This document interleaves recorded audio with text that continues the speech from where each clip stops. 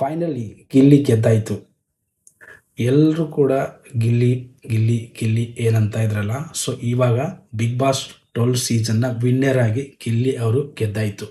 So ಏನು ಜನರ expectation ಇತ್ತಲ್ಲ, ಗಿಲ್ಲಿನೇ ಗೆಲ್ಲಬೇಕು, ಗಿಲ್ಲಿನೇ ಗೆಲ್ತಾರಂತ. ಸೊ ಅದು ಖಂಡಿತ ಎಲ್ಲ ಗಿಲ್ಲಿ ಫ್ಯಾನ್ಸ್ ಕನಸೇನಿದೆ ಈಡೇರಿದಂತಾಗಿದೆ. ಯಾಕಂದರೆ ಗಿಲ್ಲಿ ಅವ್ರಿಗೆ ಹೈಯೆಸ್ಟ್ ಓಟು ಕರ್ನಾಟಕದ ಏನಂದ್ರೆ ಬಿಗ್ ಬಾಸ್ ಇತಿಹಾಸದಲ್ಲಿ.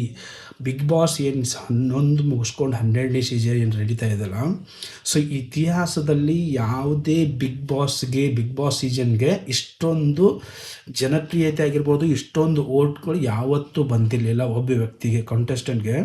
ಸೊ ಇವಾಗ ಬಂದ್ಬಿಟ್ಟು ಗಿಲ್ಲಿ ಅವರಿಗೆ ಹೈಯೆಸ್ಟ್ ಓಟ್ ಶೇರಿಂಗ್ ಕೂಡ ಬಂದಿದೆ. ಸೊ ಇದರಿಂದ ಏನು ಅರ್ಥ ಆಗುತ್ತೆ ಅಂದರೆ, ಗಿಲ್ಲಿ ಅವ್ರು ಬಂದ್ಬಿಟ್ಟು ಅವರು ಏನು ಗೆದ್ದಿದಾರಲ್ಲ ಬಿಗ್ ಬಾಸ್ ಇವತ್ತು, ಸೊ ಈ ಗೆಲುವಿನ ಹಿಂದೆ ಕರ್ನಾಟಕ ಜನತೆಯ ಆಶೀರ್ವಾದ ತುಂಬ ಇದೆ. ಮತ್ತು ಗಿಲ್ಲಿ ಒಬ್ಬ ಅದ್ಭುತ ನಟ. ಗಿಲ್ಲಿ ಅವ್ರು ಬಂದ್ಬಿಟ್ಟು ಒಬ್ಬ ಅದ್ಭುತ ಕಾಮಿಡಿಯನ್. ಸೊ ಇವಾಗ ಅವ್ರು ಹೊರಗೆ ಬಂದ ತಕ್ಷಣ ಅವ್ರಿಗೆ ಏನಾಗುತ್ತೆ ಅಂದರೆ, ಕರ್ನಾಟಕದಲ್ಲಿ ಏನು ಕರ್ನಾಟಕ ಫಿಲ್ಮ್ ಇಂಡಸ್ಟ್ರಿ ಇದೆಯಲ್ಲ, ಅದರಲ್ಲಿ ಒಂದು ಅವಕಾಶಗಳ ಬಾಗಿಲ ತೆರ್ಕೊಂಡಂಗಿದೆ. ಯಾಕಂದರೆ ಇನ್ಮೇಲೆ ಕಾಮಿಡಿಯನ್ ಆಗಿ ಕರ್ನಾಟಕದಲ್ಲಿ ಒಬ್ಬ ಅದ್ಭುತ ನಟನನ್ನು ನೀವೆಲ್ಲ ಇಂಡಸ್ಟ್ರಿಯಲ್ಲಿ ನೋಡ್ಬೋದು, ಕನ್ನಡ ಇಂಡಸ್ಟ್ರಿಯಲ್ಲಿ.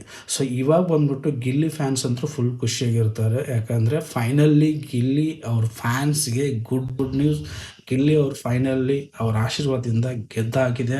ಇದೇ ರೀತಿ ಬೆಸ್ಟ್ ಕಾಂಟೆಂಟ್ಗಾಗಿ ನಮ್ಮ ಪೇಜ್ನ ಫಾಲೋ ಮಾಡಿ, ಶೇರ್ ಮಾಡಿ, ಕಮೆಂಟ್ ಮಾಡಿ ನಿಮ್ಮ ಅನಿಸಿಕೆನ.